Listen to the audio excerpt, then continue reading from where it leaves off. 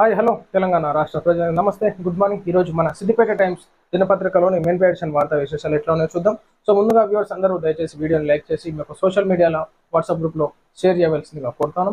వార్తా వివరాలకు వెళ్దాం. ఛాంపియన్స్ 2025 మనమే ఛాంపియన్స్. న్యూజిలాండ్ పై టీమిండియా ఘన విజయం. 4 వికెట్ల తేడాతో ఐసీసీ ఛాంపియన్స్ ట్రోఫీ కైవసం. అయితే నిన్న భారీ ఉత్కంఠం మధ్య మరి ఇండియా గెలవడం జరిగింది. సో మంచి యంగ్ అండ్ డైనమిక్ ప్లేయర్స్ తోని మరి ఆచితూచి వ్యవహరిస్తూ లాస్ట్ వరకు ఉత్కంఠంగా నెలకొంది మ్యాచ్ న్యూజిలాండ్ పై.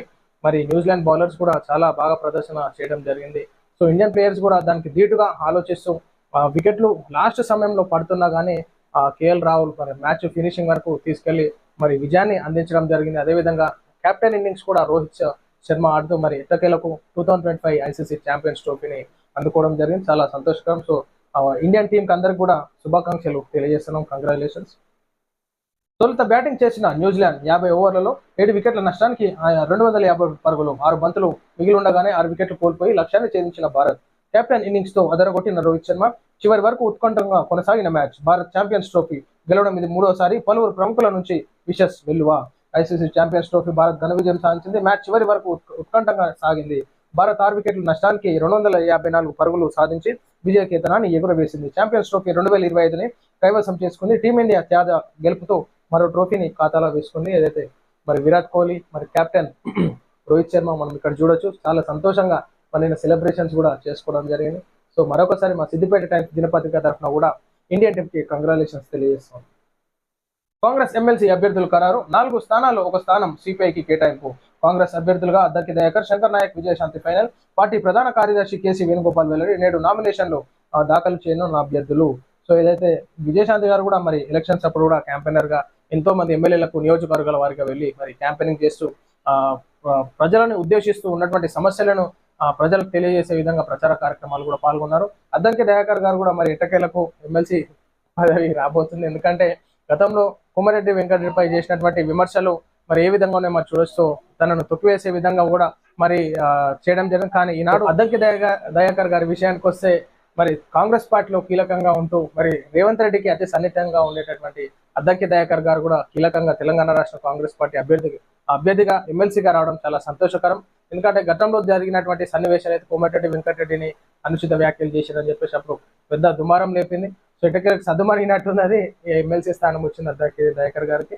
తెలంగాణలో కాంగ్రెస్ ఎమ్మెల్సీ అభ్యర్థులను ఆ పార్టీ అధిష్టానం ఖరారు చేసింది. 4 స్థానాల్లో 1 స్థానాన్ని సిపిఐకి కేటాయించింది. మిగిలిన 3 స్థానాలకు కాంగ్రెస్ అభ్యర్థులు అద్దంకి దయాకర్, శంకర్ నాయక్, విజయశాంతి పేర్లను ఖరారు చేసినట్టు ఆ పార్టీ ప్రధాన కార్యదర్శి కేసీ వేణుగోపాల్ ప్రకటనలో తెలిపారు. ఎమ్మెల్యే కోటా నుంచి 5 ఎమ్మెల్సీ ఎన్నికలకు ఈ నెల 10వ తేదీలోగా నామినేషన్లు దాఖలు చేయాల్సింది. చేనేతకు అండగా ఉంటాం. త్యాగానికి మారుపేరు కొండా లక్ష్మణ్ బాపూజీ. బీఆర్ఎస్ కు పురుడు పోసింది బాపూజీనే. తెలంగాణ కోసం పదవిని త్యాగం చేశారు. తెలంగాణ వచ్చాకే పదవులు తీసుకుంటా అన్నారు. కానీ గత నాయకులు ఆయనకు నిలువ నీడ లేకుండా చేశారు. సీఎం రేవంత్ రెడ్డి కీలక వ్యాఖ్యలు. ఆ నేతన్నలకు 33 కోట్లు రుణమాఫీ. ఒక్కో కార్మికుడికి 1,00,000 రుణమాఫీ చేస్తూ ప్రభుత్వం జియో. చేనేతకు కాంగ్రెస్ సర్కారు అండగా ఉంటుందని ముఖ్యమంత్రి రేవంత్ రెడ్డి భరోసానిచ్చారు. ఆదివారం నాంపల్లి ఎగ్జిబిషన్ గ్రౌండ్ లో నిర్వహించిన అఖిల భారత పద్మశాలి మహాసభలో సీఎం రేవంత్ రెడ్డి ప్రసంగించారు. తెలంగాణ కోసం పదవిని త్యాగం చేసి తెలంగాణ వచ్చాకే పదవులు తీసుకుంటానని చెప్పిన నేత కొండా లక్ష్మణ్ బాపూజీ. బీఆర్ఎస్ కి పురుడు పోసింది కొండా లక్ష్మణ్ బాపూజీ. పార్టీ పెట్టినప్పుడు నీడ కల్పించింది ఆయనే. కానీ ఆయనకు నిల్వ నీడ లేకుండా చేశారు. కొండా లక్ష్మణ్ బాపూజీ చనిపోతే కనీసం సంతాపం చెప్పడానికి కూడా రాలేదు. పద్మశాలి బిడ్డలు గుర్తించుకోండి. టైగర్ నరేంద్రని ధృతరాష్ట్ర కౌగిలి చేసుకుని ఖతం చేశారు. బతుకమ్మ చీరలు బకాయిలు పెట్టి వాళ్ళను ఇబ్బంది పెట్టింది బీఆర్ఎస్. రాపోలు ఆనంద్ భాస్కర్ 35 ఏళ్లు సేవలు చేసినందుకు రాజ్యసభకు పంపింది సోనియా గాంధీ. అవకాశం వస్తే పద్మశాలి సోదరులను కాపాడాలని ఆలోచన నాది. చేనేతకు అండగా ఉండాలన్నది నా ఆలోచన. కొండా లక్ష్మణ్ బాపూజీ పేరు ఆసిఫాబాద్ మెడికల్ కాలేజీకి పెడతాం. రైతన్నలకు ఎంతో ప్రాధాన్యత ఇచ్చామో రైతన్నలకి అంతే ప్రాధాన్యతని ఇస్తాం. మీ సోదరుడుగా రేవంత్. సీఎం అడిగి పని చేయించుకోండి అని సీఎం రేవంత్ రెడ్డి చెప్పడం జరిగింది. వాస్తవానికి మన పద్మశాలి సోదరులు కూడా ఎంతో కష్టపడుతూ మరి చేనేత కార్మికులుగా ఉన్నారు. సో ఈనాడు సిరిసిల్ల సైడ్ చూసుకోవచ్చు. టోటల్ గా చాలా మంది ఈ మగ్గాల పైన ఆధారపడి ఉంటారు. ఎంతో మంది పద్మశాలీలు బట్టలు నేస్తూ ఆధారపడి ఉంటారు. ప్రతి ఒక్కటి వారిని ఆదుకునే విధంగా కూడా రాష్ట్ర ప్రభుత్వం కృషి చేయాలి. మహిళా దినోత్సవ వేడుకల్లో సీఎం రేవంత్ రెడ్డి పచ్చి అబద్ధాలు మాట్లాడారు. మాజీ మంత్రి హరీష్ రావు మహిళా సంఘాలకు 21,000 కోట్లు ఇచ్చి ఉంటే శ్వేతాపత్రం విడుదల చేయాలన్న demand. CM deputy CM Goebbels ప్రచారం ఆరితేరిపోయారని విమర్శ. వాస్తవానికి 21,000 కోట్లు ఇచ్చి ఉంటే శ్వేతపత్రం విడుదల మహిళా సంఘాలకు కూడా తెలిసి ఉంటుంది వచ్చినాయా రాలేదని చెప్పి.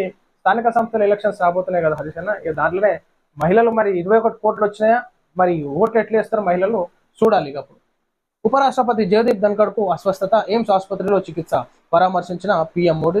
ఉపరాష్ట్రపతి జగదీప్ ధన్కడ్ కు మరి అస్వస్థత కారణంగా రాత్రి 2 గంటలకు మరి ఛాతీలో నొప్పి రావడం జరిగింది, హాస్పిటల్ అడ్మిట్ అయినారు. మన నరేంద్ర మోడీ గారు కూడా పరామర్శించడం జరిగింది. ఎస్ఎల్బిసి టనల్ నుంచి ఒక మృతదేహం వెలికిత, టీబీఎం ఆపరేటర్ గా గుర్ప్రీత్ సింగ్ డెడ్ బాడీగా అనుమానం, నాగర్ కర్నూలు ఆసుపత్రికి మృతదేహం తరలింపు, కొనసాగుతున్న రెస్క్యూ ఆపరేషన్స్, రోబోల వినియోగం తప్పదంటున్న అధికారులు. ఖచ్చితంగా ఏదైతే టనల్ మరి క్రాక్స్ కూడా రావడం జరిగింది, మరి వెళ్ళినటువంటి సిబ్బంది కూడా మరల ఏదైనా ప్రమాదవశాత్తు జరిగితే బాగుండదు కాబట్టి రోబోలుతోని అక్కడ ఉన్నటువంటి కార్యక్రమాలు ఏదైతే తవ్వకాలు జరిపితే బాగుంటుంది అన్నట్టుగా అధికారులు సూచించడం జరిగింది. బీఆర్ఎస్ ఎమ్మెల్సీ అభ్యర్థిగా దాసోజు శ్రవణ్, బీఆర్ఎస్ అధినేత కేసీఆర్ నిర్ణయం నేడు నామినేషన్ ప్రక్రియ దగ్గర నుండి పర్యవేక్షించాలని కేటీఆర్ కు కేసీఆర్ ఆదేశం. అయితే బీఆర్ఎస్ ఎమ్మెల్సీగా దాసోజు శ్రవణ్ అన్నకు అక్కడ ఛాన్స్ రావడం జరిగింది. ఏపీలో ఏ విధంగా గెలుస్తారో ఛాన్స్ వచ్చిందంటే ఎమ్మెల్సీ అయిపోలేదు, ఏ విధంగా జరగబోతుందో చూసుకోవాలి. ఏపీలో ఎమ్మెల్యే కోటాలో 3 స్థానాలకు ఎమ్మెల్సీ అభ్యర్థులను ప్రకటించిన టీడీపీ. తెలుగుదేశం పార్టీలో ఎమ్మెల్యే కోట ఎమ్మెల్సీ అభ్యర్థుల ఎంపిక విషయంలో ఉత్కంఠకు తెరపడింది. పార్టీ అధినేత సీఎం చంద్రబాబు తీవ్ర కసరత్తు తర్వాత 3 స్థానాలకు ఎమ్మెల్సీ అభ్యర్థులను ప్రకటించారు. కావలి గ్రీష్మ ఎస్సీ, బీద రవిచంద్ర బీసీ, బీటీ నాయుడు బీసీకు అవకాశం కల్పించారు. సోమవారంతో నామినేషన్ గడువు ముగియడం. సో ఏ విధంగా మరి గెలుస్తారు? సో ఇలా టీడీపీ పార్టీ అధినేత అయినటువంటి చంద్రబాబు గారు కీలకంగా మరి ఎక్కడ అభ్యర్థులను ప్రకటించాలన్నా చాలా ఆలోచించి ఆచిచూచి వ్యవహరించడం జరుగుతుంది. సో ఇది ప్రజలారా మనం చూస్తే సిద్దిపేట టైమ్స్ తెలుగు దినపత్రికలోని మెయిన్ పాయింట్స్ వార్తా విశేషాలు. అందరికీ సెలవు, నమస్తే.